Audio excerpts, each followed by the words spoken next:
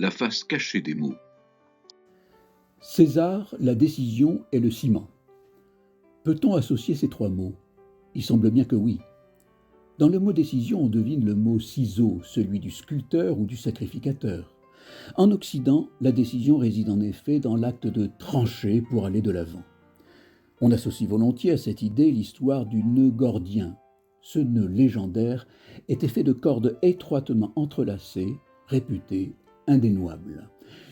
Une prophétie promettait pourtant l'empire d'Asie à qui parviendrait à le défaire. Alexandre, plutôt que de s'acharner en vain, tire son épée et le tranche d'un seul coup, ce qui lui ouvre la voie de la conquête de l'empire perse. Cette idée de coupure trouve un écho inattendu dans le nom même de Jules César. Son nom, Caesar, vient probablement du verbe latin caedere, qui signifie justement couper, trancher.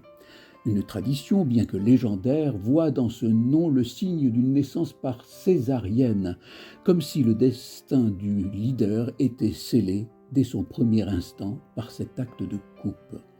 Mais la décision du leader ne saurait se limiter à trancher. Pour être féconde, elle doit aussi rassembler. C'est là qu'intervient le ciment.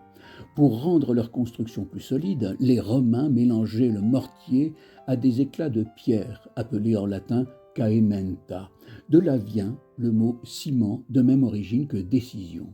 Le ciment est l'exact complément du ciseau. Il n'est pas l'outil qui divise, mais le liant qui unit et fait tenir ensemble les différents matériaux.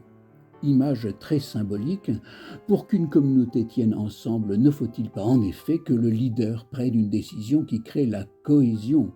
Le véritable leader doit savoir, comme Alexandre, trancher le nœud des problèmes, mais toujours en vue de souder la communauté autour du bien commun.